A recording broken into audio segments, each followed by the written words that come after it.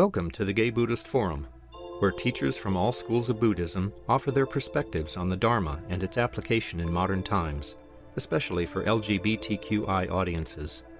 These talks are offered freely to the world and made possible by appreciative listeners. If you would like to support our efforts to share the Dharma with underserved audiences, please visit gaybuddhist.org. There you can donate, find a list of upcoming speakers, or enjoy many hundreds of these recorded talks dating back to 1996.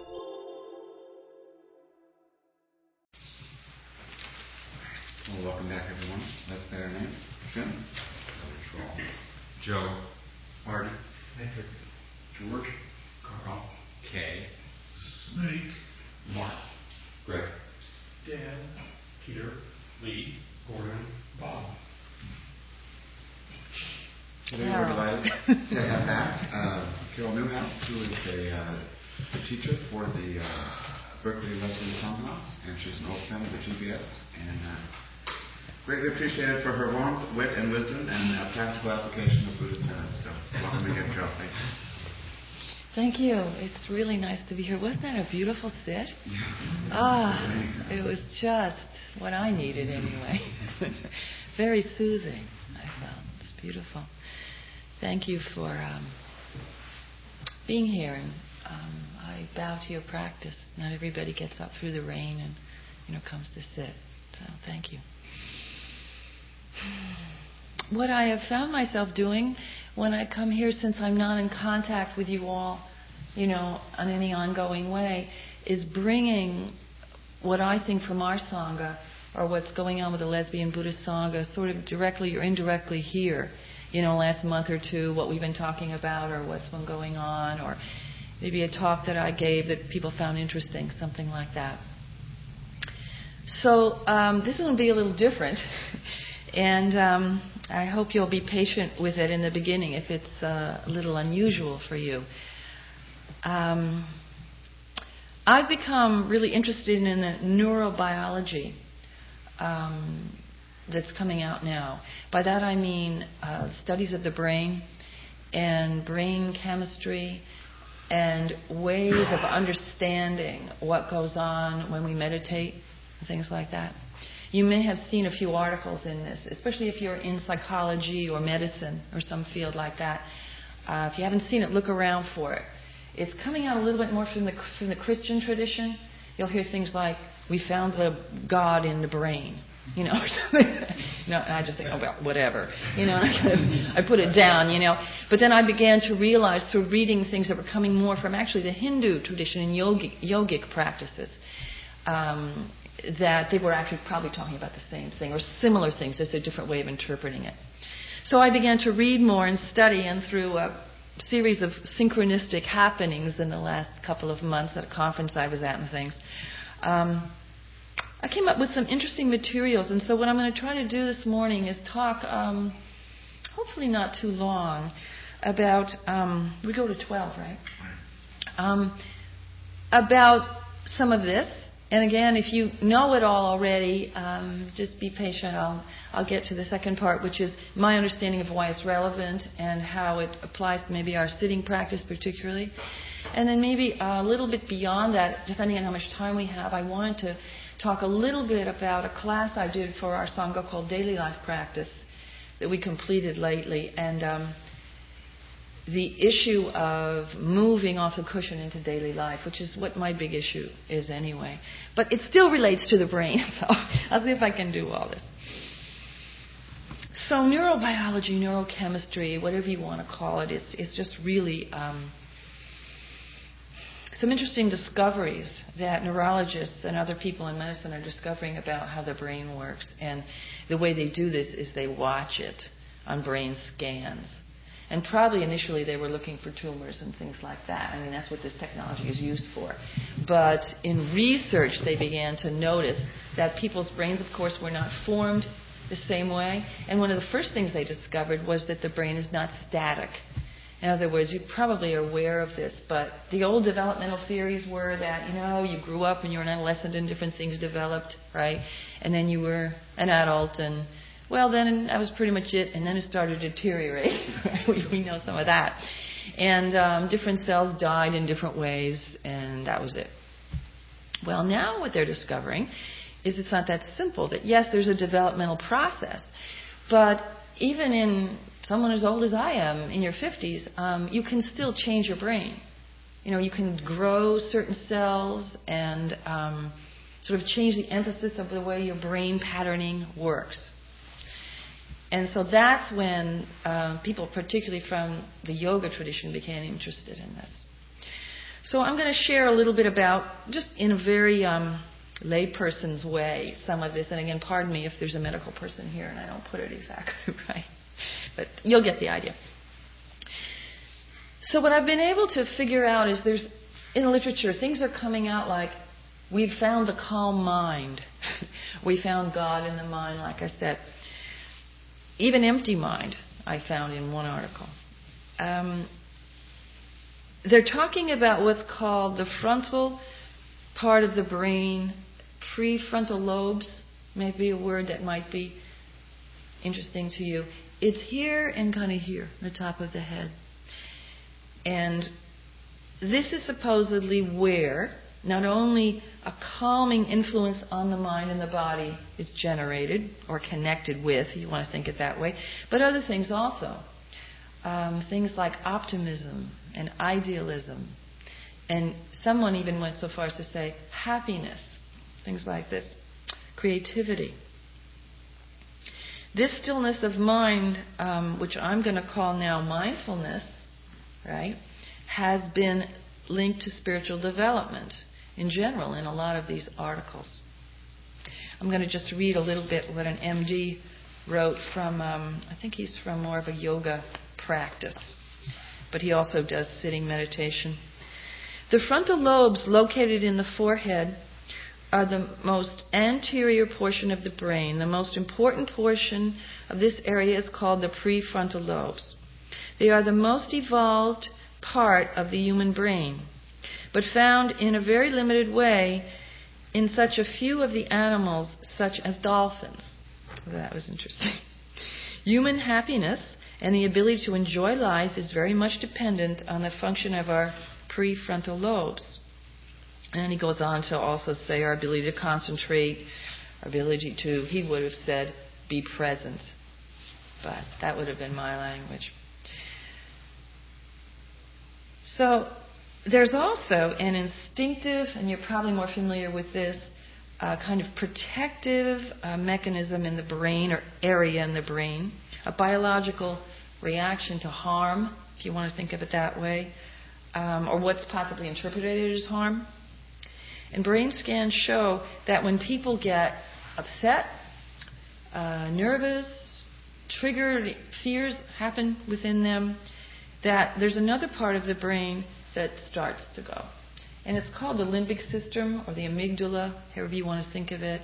And that is in animals. That's in all animals. And it's considered a primitive part of the brain, if you want to think of it that way. I'm thinking of it as kind of a stress center, if you want to look at it that way. It's the place that starts to function really a lot, wildly, if we're really worried about something or really scared or preoccupied. But even for stress, our everyday kind of stress, that's also kind of firing away. Adrenaline is released. Get going. It's the fight or flight mechanism. You've heard that language. It's the thing, like instinctually, that tells you. And think of what that means. Fight, okay, aggression of some kind, or, moving towards something. Or flight, right, which is running away, but also we could think of that in terms of disconnection. Or even, psychologically, disassociation, right? Not being there, not being able to be present, okay? So you can kind of guess where I'm going with this. These two have a very strong interaction with each other. And when we have been traumatized a lot, or we have a conditioning to fear things, perhaps, or we're very stressed, which is another kind of anxiety reaction, right? This amygdala, or this instinctual part of the brain, gets going. And without going into the chemistry of it, it gets going too much. And it becomes sort of the conditioned, the chemically, this is so interesting to me, chemically conditioned part of the brain that starts to react, even if we're just tapped or something. And the prefrontal lobes, which are supposed to be the kind of calming influence, right, the regulator, if you want to look at it that way, of this stuff, may not be able to function as well. So I just used another word, which you're probably familiar with, called conditioning. Okay?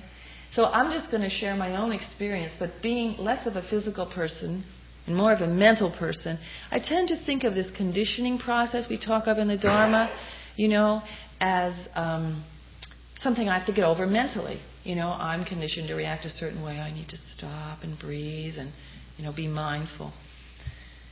But now I'm discovering there's a chemistry. Well, of course, I should have known, right? Body, mind, right? It's totally integrated. But they're coming up with proof that people who have been very traumatized, Vietnam vets, stressed people, whatever, have an overdeveloped area of the brain, right? And this chemistry is already set up, and receptors have changed and all this kind of thing. See what I mean?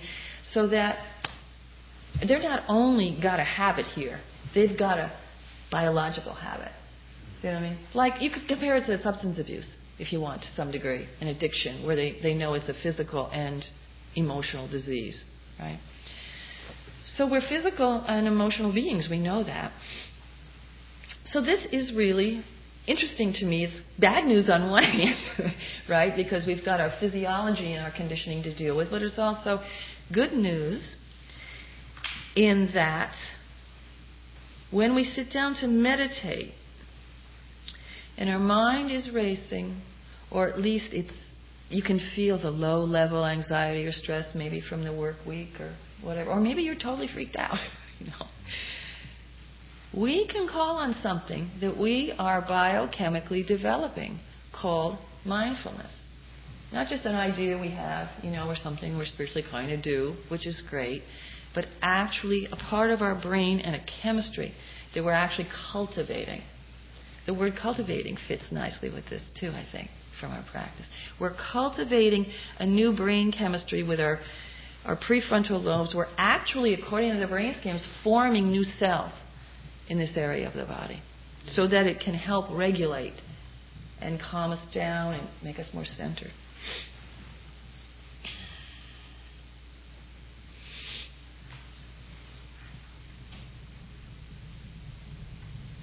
When the brain gets in this condition and it's firing away like this, it's really inappropriate. And as I've noted, it could be during the workplace time, or it could be a more serious trigger, a PTSD kind of reaction to trauma that's a memory that gets triggered, and that's a deep conditioning. Some of us are aware of that. But the good news is that there's a lot of healing possible. They also say when there's depression, lack of energy, even poor sleep habits, that this can all be related to this. In a brain scan of the part of the brain that's overactive, that I've been talking about, prefrontal lobes are shown to be very quiet when this happens. So there's a chemistry that's not working, because normally what happens is the anxiety comes up, which is okay if there's been a stimulus. But then there's another reaction that takes over when the mind recognizes that it's inappropriate, right? Like you're scared for a second, and then you realize that there's nobody there, something like that. Then the prefrontal lobes come in and they calm you down very quickly, right? But in people where this has been conditioned in a certain way, like people in our society, as far as look at these movies that are coming out. I was driving by the other day, those billboards, Panic Room or whatever it's called, our girl, what's her name, Jodie Foster, these things, thinking, my God, look what they're doing. I knew this wasn't good for people, but now I'm thinking, wow, what they're really doing is producing a, physiological change in people, so that they can get this adrenaline trigger going, and it's going to keep going. Okay. Like I said, the good news is when the prefrontal lobes become stronger, this amygdala trigger or limbic system calms down. Now, there's no science really about this yet, about how long that takes and what kind of people or anything like that, but they are aware of these changes. Mindfulness meditation has been proven as they work with these people and they watch their brains over periods of time to energize these prefrontal lobes. And in time, the limbic system becomes harder and harder to arouse. I mean, it will arouse, but it won't arouse just automatically anymore like that.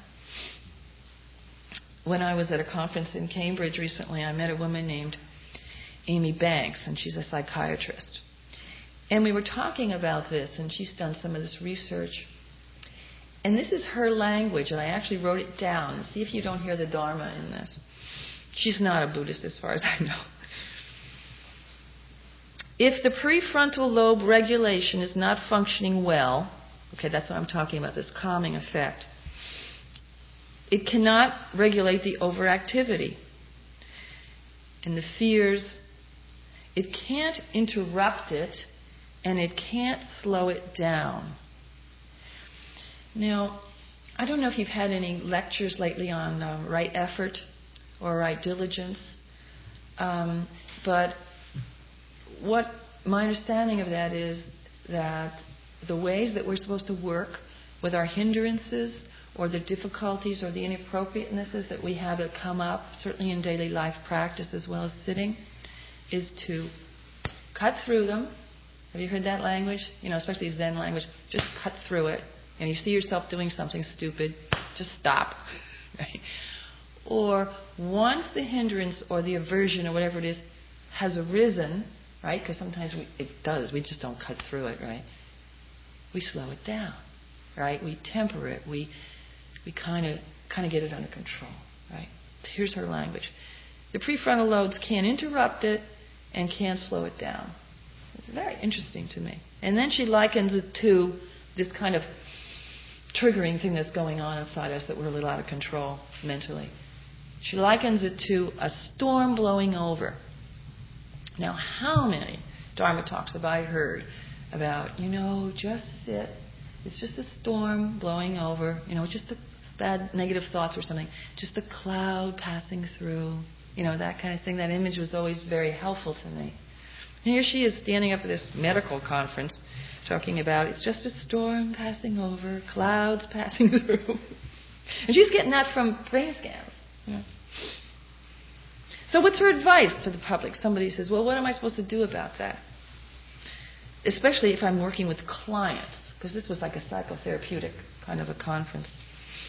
And she says, well, the worst thing is don't try to figure it out with your client. Now think about the advice the Dharma teacher would give you. Do not sit there in the cushion, right, and create a movie. Try to think about why am I doing this? Why am I thinking about him again? We've already left each other. It's over. Whatever. The story. The first thing they tell you is cut through it or slow it down. Don't try to figure it out. Don't try to figure it out with your client. Well, why am I feeling stressed? Well, what am I supposed to do? The person says, just ground yourself with a client, she says. So somebody doesn't know what that means. What does that mean? And she says, well, take a breath. Have them take a breath. Get them back in their body. Ask them what date it is, what place they're in. Create safety for them. And most importantly, make them stay in the present. She didn't add present moment, but that's what she's talking about. Ask them what date it is. Ask them what room they're in, right? Then she goes on to recommend meditation and yoga and exercise to overcome this, which she calls conditioned chemistry. Conditioned chemistry.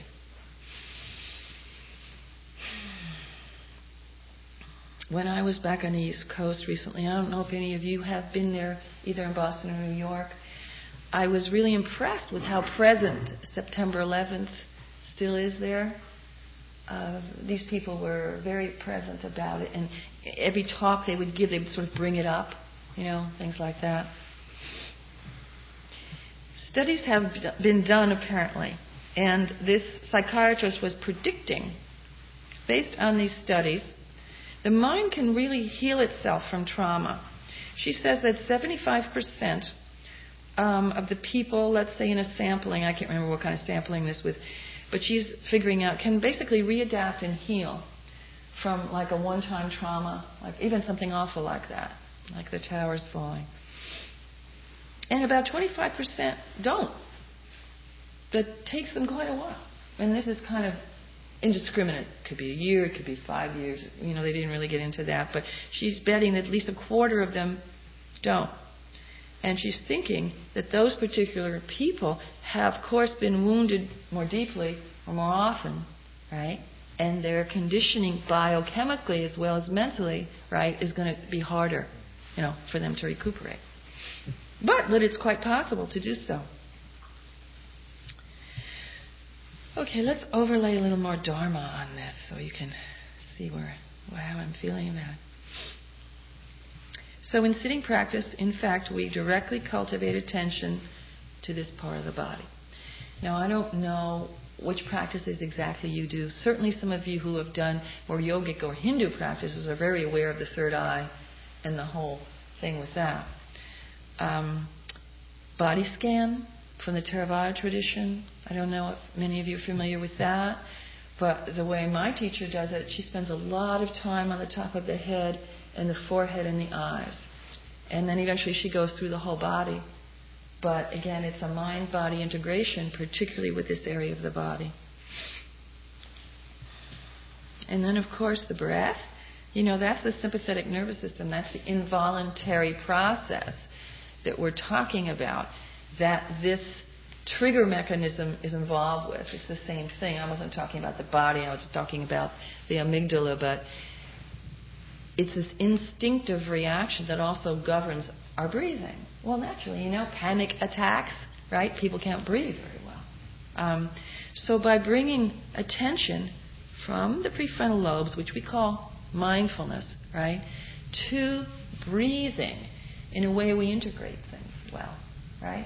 And I don't know about the instructions you're used to, but my instructions are usually, you don't need to do anything. You don't need to change the breath, right? Just be with it. Bring attention to it and let it be how it is.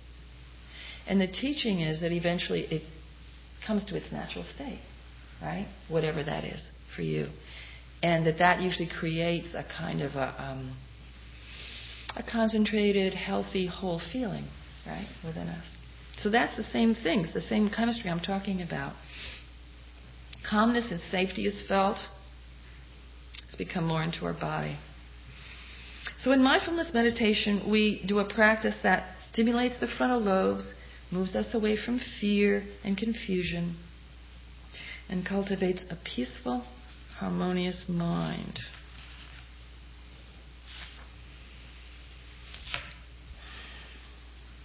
In the daily life practice class that I taught recently, there were some tools that we used. The idea of the class was to bring what we're learning about ourselves and our minds off the cushion into the workplace, you know, into our relationships.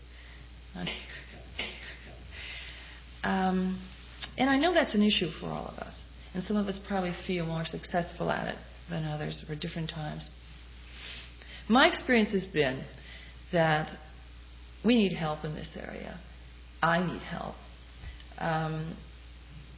The teaching is, and I'd like to hear from you in a few minutes if that's what your experience is, that we meditate, we become clear, we become insightful about who we are, and then we interact, right, with our environment in a healthier way. Kind of automatically, sort of. It kind of just transfers over, something like that. Anyway, that's usually what I get when I talk to people. And I think there's some truth to that. But that's been my experience to some degree. However, there are certain techniques and certain tools that you can study sort of on a weekly basis. Not only in sitting, but in going through your life. That can be helpful. And as I talk about them for a minute, I want you to see that they also have to do with this brain chemistry that I'm talking about, this conditioning. It's the same thing. In the beginning of the class, we just start with staying in the present moment. And what that means is noticing as you go through your day, when you're present, when you're having a clear mind. It's not about forcing yourself to do anything. It's more about the awareness practice. Like you're at work and you're having a bad day. Well, don't tell me that every single minute of that day is bad. It's not. So it starts from the place of cutting through to the moments of peacefulness or empty mind, whatever you want to call it, in daily life. And just noticing them. And then coming back and talking about it. We also work with mindfulness to sensations, feelings, just like we do on the cushion. But again, in daily life. People are asked to just notice, during the day when they're feeling a pleasant sensation, when they're feeling an unpleasant sensation. Before they react, just catching it. And I'm talking about things that are very simple. You walk into a restaurant and you smell something and it smells really good. Positive sensation. Pleasant. Or, somebody cuts you off in the freeway. Unpleasant sensation. But you know what I mean? To get in touch with that Vedana, we call it, that primal reaction. Because that's what the amygdala is going to trigger. It's going to trigger that, especially the negative stuff. But just to noticing that. And then we talk about it. And this is a before what? Before you do anything, before you open your mouth, right? Before you say anything. That's one of the deepest practices, I think, actually, of Vipassana, is the pleasant, unpleasant noticing, because it keeps you safe. So you can do that in daily life, too, not only with body sensations when you're sitting. Then the next week, maybe, you would get a little further, and you'd call it likes, dislikes. The mind moves very subtly from, let's say, walking in the restaurant and smelling the food that you like, to desire, right? Liking, wanting the food, right? It happens like that, but if you get more in tune, I think, to the Vedana part of it, to the body sensation, you can begin to notice it before you're actually buying it, right? Because you just ate or something like that, I'm taking a very simple reaction, but there could be much more serious consequences, of course, to this kind of thing, positively and negatively. If you buy an extra meal and take it home and you spend a little money and you realize you didn't really want it, well, that's not that serious, right? But there's a lot of other things like, who knows, well, let's take unsafe sex. Let's just go for that. You know what I mean? It fits totally, right? Or other kinds of things, spending our money in the wrong place, whatever. So inhibiting the urge to react, I guess, is what I'm talking about in daily life. So you see the connection again from the triggering to the prefrontal lobes kind of moving in and saying, ooh, wait a minute. Notice the pleasant or the unpleasant coming up. Noticing the likes, the dislike. You're still safe, right? And then, of course, in the last class I only got this far, which is the choice moment. But, okay, now there's a little space. That's what we call mindfulness. You've created a little space, maybe in 30 seconds here, 40 seconds, to decide whether you're going to act. Okay? And it's okay to act, right? We're not talking about not acting. Maybe you just buy the food anyway. Oh, well, I see I'm overdoing it, but I'm just going to do it. You know what the Dharma would say about that, right? It's okay. You did it with what?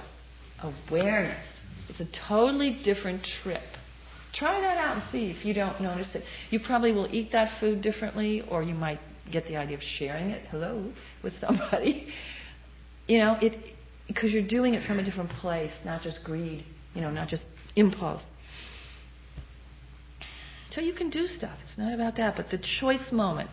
If you think of your work, I know you're probably in really different kinds of work, but how many choice moments there are in the workplace. That's where I use this the most. About how I'm going to respond to somebody, what kind of decision I'm going to make, whether I'm going to stay late. There's just so much going on where we can decide how to respond in a skillful way.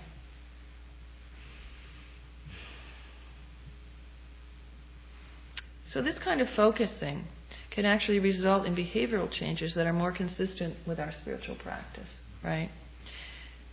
With the precepts. You can hear this in the background of what I'm saying, right? Right speech, right action, more generosity, even qualities like equanimity. That's the sort of secret when you start out with daily life practice with people. I usually don't use the word equanimity very much. I think that's one of the scariest words that we have in the Dharma, because not too many of us feel that way very often, I think. And it's a little elusive in our culture what that really is. But what it really does, it develops that. You come to the place, even in the workplace, where you're present, you're engaged, but you're not being driven, you know. You're just present to what is. So actually we're practicing an open-hearted mindfulness practice to stress, to fears, to threats, to anxiety, whatever, that fits the neurobiology of the brain. And I guess that's my message for this morning. I think that's exciting. I wanted to tell one personal story at least, about how I've been able to integrate this, which I think might be relevant for this place particularly, for the gay men's situation maybe. My mother died recently, and my father's still alive. And if any of you have had these experiences, you may have noticed that when an important family member dies, the family system becomes, let's say, imbalanced. Sometimes that's for the best, if you can work skillfully with it. I was hoping that would be the case in my family, but it's not at all. It's, jury is out, but right now it's being very difficult. So apparently my father has harbored a lot of anger, bitterness towards me for being a lesbian for at least 25 years. And I kind of knew it. I knew Daddy was not on board, so to speak. But, he tolerated my girlfriends, and he, paid lip service, sort of, to my life. He kept his distance, but that was about it. My mother was more present with it all. And the rest of my family was kind of okay. Since my mother's death, I've received literally what you would call it hate mail from my father. 10-page letters. And I know he's grieving, and I understand that. But there's a limit, And I won't go into it, but, sick, pervert, hate all men, hate your family. So, because of a series of events, I had to call him. And what I've been doing is trying to write to him about this, and he's not responding. And so I think we're stuck. And he doesn't live in this town, so. But there was a reason I had to call.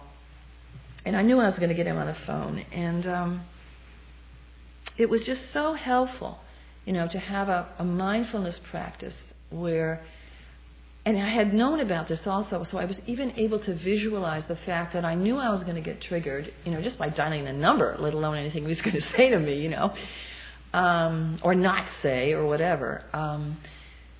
But it was just, I could just watch the process the whole time, even more clearly than I was been able to before, and just feel, my fear coming up, my anger coming up, and of course feel his very intensely on the telephone, but just be able to hold my own in that. Because my idea was not to yell and scream at him. I already decided that I wasn't going to deal with it that way. I was going to write these letters and see, but we were on this other subject that I had to deal with. And I got through it even better than I thought I was, and it was an unpleasant conversation. And he said he wasn't going to respond to any of my letters and whatever. But I experienced being re-triggered, as they call it, a lot, and I had about a week, afterwards of sitting and feeling anxious and working with it. But I really feel that I've developed some kind of biochemical ability, to hold some of that stuff, and not, I feel the triggering happening, but it just doesn't take over. That's the best thing I can say, at least not all the time, or not for very long. And this is such a gift, because I can't even tell you, I was caught off guard on this one. I knew he wasn't thrilled, but I had no idea. this was going to happen. And it's not over, because I have siblings and we're all trying to deal with this. And so I just thought I'd share that one story because it's very current, it's very powerful, and I am so grateful to myself for my own practice and my teachers and my own perseverance, to have developed a situation so that I can be there, for my own pain. And also, I'm not there quite yet, be there for my father in his pain. But who knows, I might even be able to get there. That would be good because... So we're actually creating a new brain chemistry with this mindfulness practice.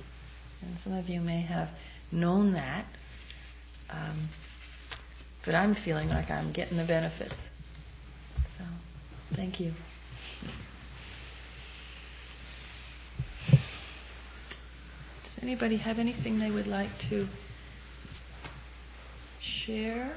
That's what we do now, right? That's what we're doing. Or a question? Yeah. Hi. Hi. In response to what you said, there's a couple of things I'd like to share. One came before the other, but around the issue with your father, it was something that I learned from a psychotherapist, which was an adult child with a dysfunctional family. And it was an unusual example because he, like yourself, was sharing something that was personal, wasn't focused on a client, which I found very helpful. He came from Cuba initially, very assimilated, and his father rejected him for his gayness. And so he kept trying to fix that, and the conclusion that he finally came to is that, I can't control him, but I can control myself. And because he rejects me doesn't mean I have to reject him. Mm-hmm.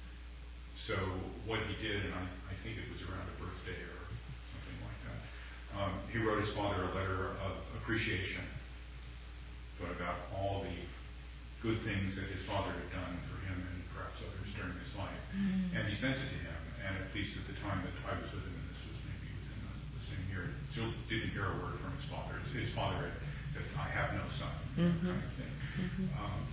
However, from the other members of his family whom he was in contact with, he discovered that the letter had been placed by his father on the mantelpiece and put up there. Wow. Continually attended to. So I thought this was very interesting. And as a result of it, I adapted it with my parents, among others.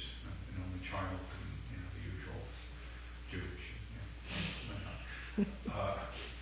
and so for my father's birthday, I wrote him a letter of appreciation, which was much appreciated. The only problem that then arose that was then after a while, a few months later, my mother's birthday came. Oh. You had more trouble with that one? I wrote her a letter of appreciation. And it became easier over the years, and my parents are both dead now, but I did this a number of times, and I know that not only was it much appreciated by them, but it was also quite healing for me. Mm-hmm.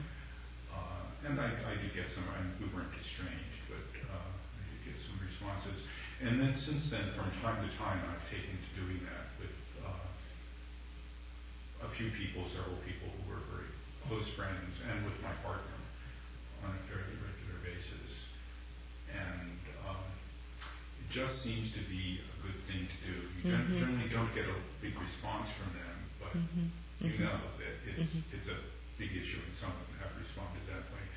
And the other thing that I just wanted to share, which is somewhat related to that, which I've just done with my partner for the second time, relates back to my mother. My mother's position was that if you haven't found something to criticize, you haven't looked hard enough. And the way to help people is to tell them what's wrong with them so that they can get better. Plausible hypothesis, it just doesn't work. Well, a good intention. And so, of course, I've learned that at my brain chemistry is, wired into it. So a while ago, after I'd done something hurtful said something hurtful to my partner, is also very sensitive to my, so I don't say anything. He notices what I'm thinking in my body language expressions somehow. So I wrote him my word out, a gift of love.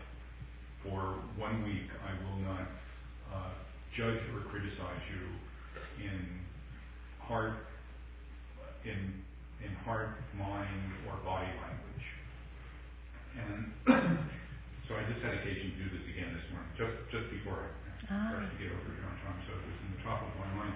And it's also I'm a researcher by background, so it will be an interesting experiment, because what I seemed to notice the last time, and now I'm sort of like now paying attention to like, is this correct, is that during that week he stopped criticizing me. Which is another pattern that's generally there. So those are a couple of things that I have found useful and perhaps related to mindfulness. Thank you.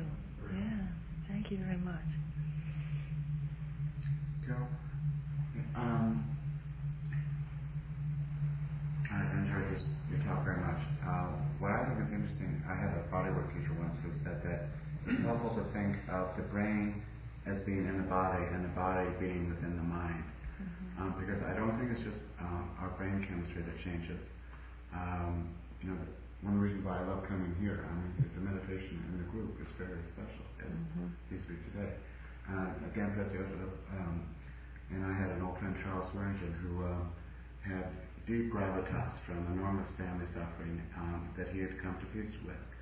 And one of his colleagues said that people would just come to be near him. So it's not just our brains that get changed, I think. We're connected in very mysterious ways.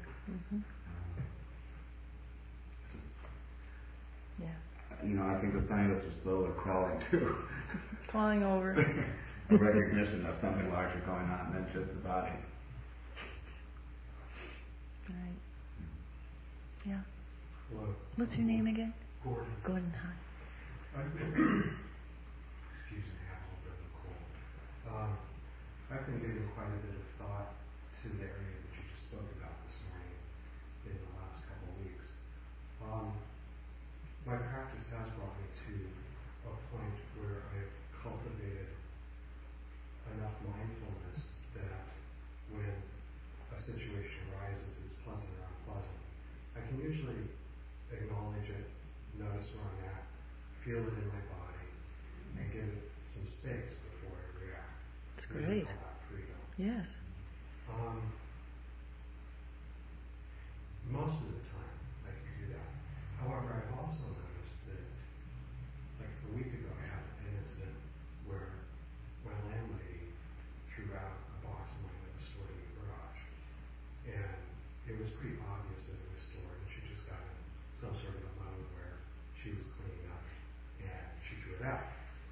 So I thought about it for a while, and I knew that I needed to talk to her about it. I knew exactly what I wanted to say. Went upstairs to talk to her, yet I had so much fight response arise in me, it was hard to stay on track and really get out what I wanted to convey to her. I did, and I kept it very much with myself and how I felt about the situation. But I'm not sure how to work with such a heavy response to the fight. That's kind of where I'm at with it.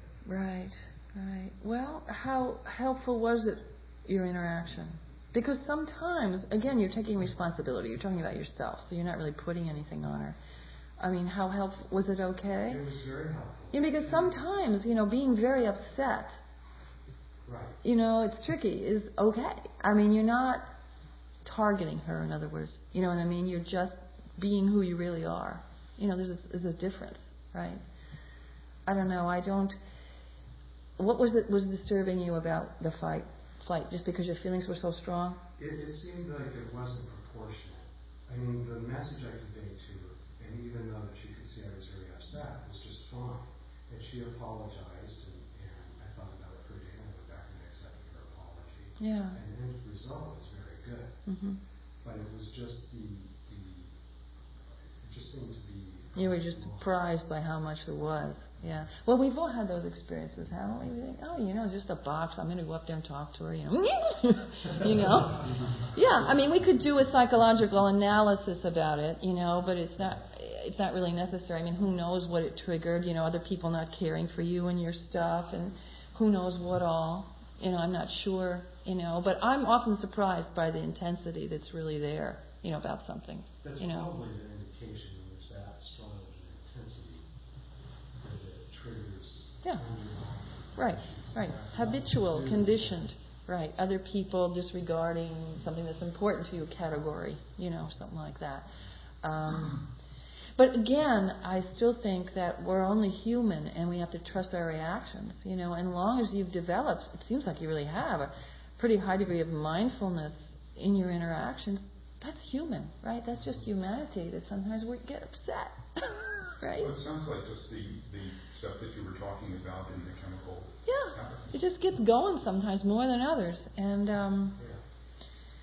if it's interesting to you or you feel intuitively that it's important, to explore it more, that seems more like a psychological intervention to me. I mean, there's a fine line, between the psychology and the Dharma, but that would be trying to figure it out a little, try to see, well, now, why am I always on this thing about people taking my stuff or whatever, and maybe it is helpful, and you remember something, or you realize you've had some stuff with other people that you have to go take care of, and, but that, to me, feels more like a psychological process, which is very good.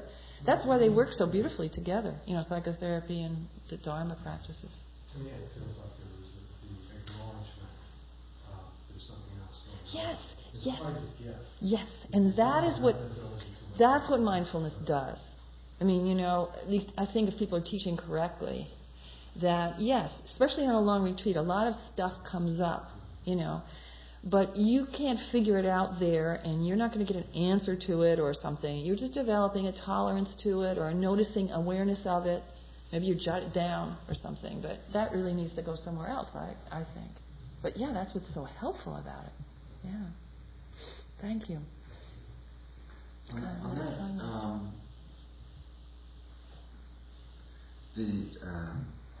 The breathing of awareness, I mean, in terms of physiological being based, the stress response of the sympathetic nervous system is switched over to the relaxation response. And one of the ways is by deep breathing, because the low part of the vagus nerve, which is part of the sympathetic nervous system, comes out in the pelvis. Mm-hmm. So when you breathe low, you are in fact turning on the relaxation response, and it's I think that's helpful. Yeah, you could do. It's not just the breath; it's the location of right. the breath that really. You can do a whole biological, and maybe it'd be nice to get somebody in who really knows the whole thing. Sounds like you know a lot about it. But every single place they send you, I feel, especially the Theravadan ones that have that really have an awareness of mindfulness to body. They're not sending you to the upper and lower palate because they just think that's cute. There's a reason for that. And they may not even know. Some of the monks wouldn't maybe know, physiologically why, but they just know that works. And the throat, another important one. So, yeah, there's hookups, And you look in the chart, that's where the vagus nerve hooks into the body. Yeah. So it's really fascinating. And up until now, no one has really taught me the biochemistry or whatever of it. But I did do the experiments that were suggested that were very physically oriented, like when you're feeling the breath isn't there or shallow, bring your awareness to the throat center, and then probably you'll get a better connection with the breath. And I do that now. For me, that works almost every single time. And again, it's not like I'm trying to force anything, but I gently bring attention here, and the next thing I notice, things seem to be flowing better. But no one ever gave me any, physiological explanation about why that should be. But I didn't care. It worked for me. Yeah, so it's interesting stuff. Anybody else want to share anything?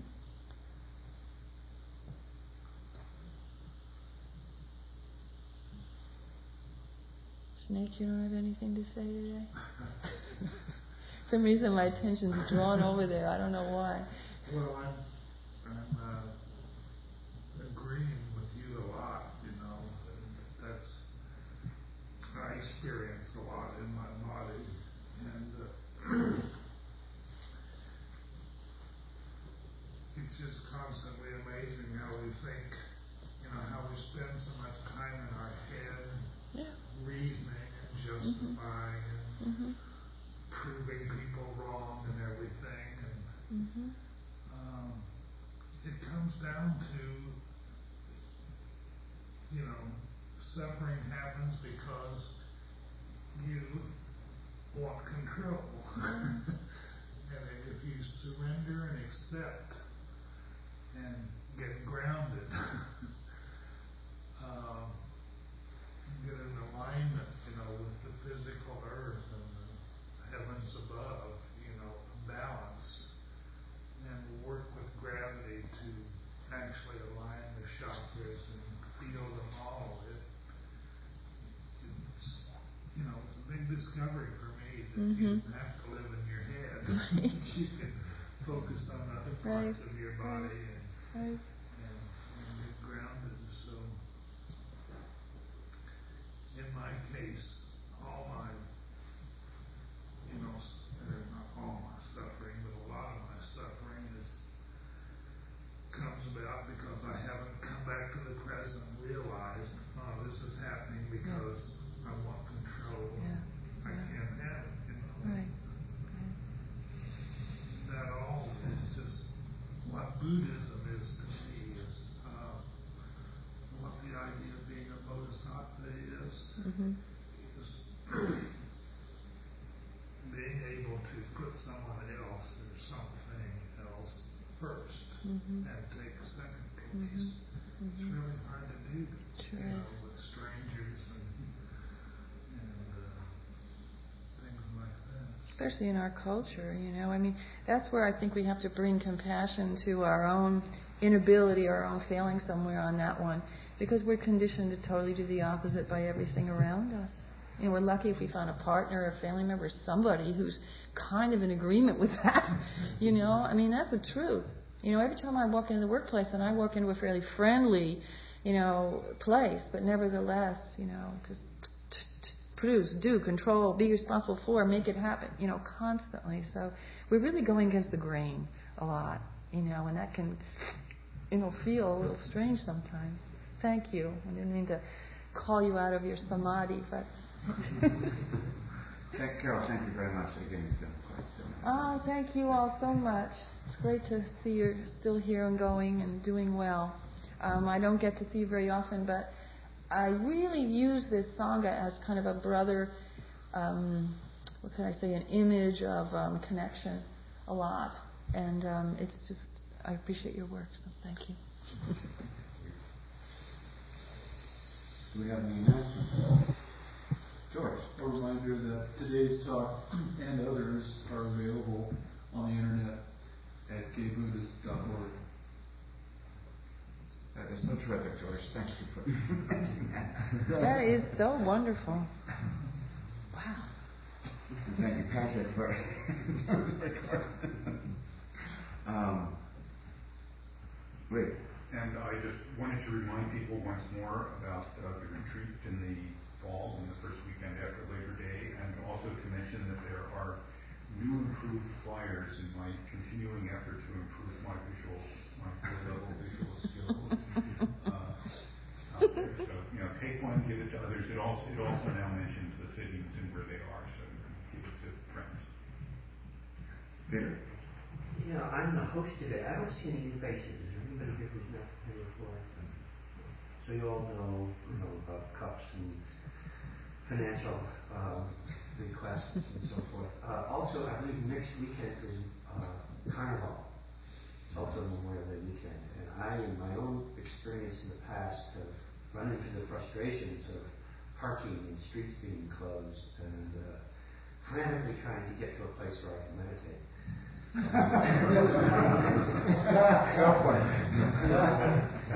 Be mindful of the fact that there's going to be some obstructions next week. Thanks. On a further note on that, I remember from times past, if you try to come a little early, you usually can get in the garage right across the way. It doesn't fill up really till like 10:30 or so. So if you plan just a little bit ahead, you can usually get in there. I think it's $2. So it's not ridiculous.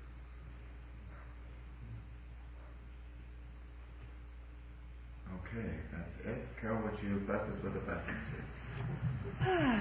Wow.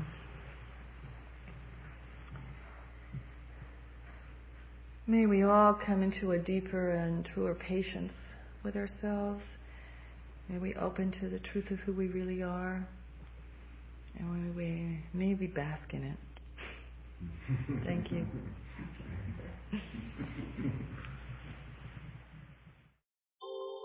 Thank you for listening to the Gay Buddhist Forum. If you would like to hear several new talks per month and be notified of upcoming speakers so you can participate live, please subscribe to this podcast, like us on Facebook, and join our mailing list by visiting gaybuddhist.org.